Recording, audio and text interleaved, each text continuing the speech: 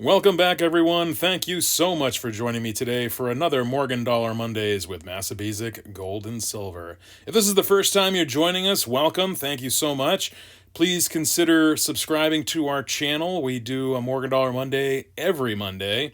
And today we're going to be looking at the 1896. And I guess I should introduce myself as well. I am Dean with Massabesic Gold and Silver. So let's look right at this 1896 Philadelphia. This is a beautiful example of an 1896. I'm going to hide the grade on this to kind of let you test your grading skills to see what you think this is. Obviously, this is in a PCGS slab, but like I said, we're going to not show you the grade yet. This is a really nice example of an 1896. The mintage on the 1896 is 9,976,000. And the 1896 is actually the first Philadelphia mint dollar of the 1890s that is considered to be a common date in mint state condition. So there's actually a bunch of these out there in existence, especially in the mint state grades of MS63, 64, and of course gem state MS65. Bowers also tells us that the luster on these vary from quite satiny to very frosty. And I would have to say here that this is more of a satiny luster. Let's get a closer look here. It doesn't have that overall frostiness that we see sometimes, especially on the devices. You can see here that the fields are relatively open. There's a couple contact marks there, some hits, some right there on her cheek. Nothing too bad. A spot here or there. But again, this is a relatively beautiful coin, and I would say that it's got that more satiny luster than that frosty luster. But again, I don't really mind that. I do tend to gravitate towards the frostier luster, especially on Carson City Morgans. But, when I saw this example, I thought this was a great example of a 1896. And as Bowers argues, you can pick these up for relatively cheap. So if I want to get another one, I can absolutely do that. Again, this is just a really kind of nice example. The reverse here is quite nice as well. I will say the reverse does seems to be a little bit more frosty on the eagle compared to the obverse. But again, it still has that satiny luster, which is kind of nice.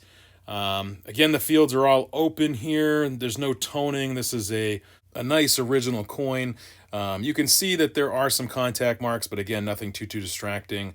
The fields, like I said, is relatively open and free of marks. There's no fingerprints. There's no anything on here. Just a really nice original looking coin. I will say this is a recent purchase. I was looking for an 1896 or a nice example of an 1896 for a long time. Bowers argues that the kind of the optimum level of collecting these is that mint state 65 grade, and of course this is a nice gem example MS65 with the CAC sticker on there. I wanted to show you another coin here. This is a raw coin. This is an 1897. And the 1897 is pretty neat. There's kind of a nice history here, and I'm going to try to say this quickly. Once it was minted in 1897, these were hardly in circulation right up until 1925. You really didn't find these in circulation. So they were actually considered quite scarce by collectors for many years until the 1950s, when several banks on the East Coast started releasing these in bags. And I mean, like, hordes of these were being released. And that continued right up until 1962 and 64, when the National Treasury, the U.S. Treasury, I should say, also released a whole bunch of these. So it really annoyed a lot of numismatic collectors and dealers, because this was, like I said, considered a quite scarce coin, and then suddenly, almost overnight, or I should say over a decade, this became a very common date. This is a nice example, as we can see here. This has got some nice luster and some nice toning. And what I really like about it was when I bought this coin, it was listed MS63, but just kind of comparing the two here, yes, I will say the 97 has a lot more little contact marks compared to the 1896. But overall, I tend to think this really does have a shot at MS64. It might be held back at that MS63, but I think overall it's a beautiful coin. I'm glad I picked it up, and I got a good price on it. The reverse I really appreciate as well. It's got more of that toning, a little bit more color on the toning. But what's really neat here is what's on the eagle's neck. This is what you call an impure metal streak. In their book, an encyclopedia on Morgan and Peace dollars, Leroy Van Allen and George Mallis talk about impure metal streaks, and they talk about exactly what happened. So during the melt process of making the silver ingots, there are pieces of carbon and other impurities that are supposed to rise up out of the metal during the heating process while the metal is molten. And unfortunately, in this case, or maybe fortunately, depending on how you view it, a piece of that got stuck inside the silver ingot. And then later, when it was rolled out, you can see it kind of smeared or flattened out. And that's what we're seeing here, is that piece of carbon or charcoal or whatever it is right here. That's the impure metal streak. Now, sometimes this can be right at the surface of the coin and actually fall off. And when it does that, that's when they call that a metal lamination. But in this case, we can see that it's well embedded in the material or in the metal, so it's easily seen, but it's not easily coming off. So it's kind of cool to look at.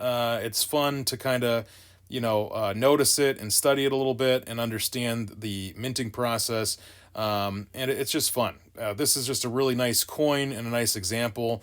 The toning, of course, let's talk about the toning, because you know me, I love toning.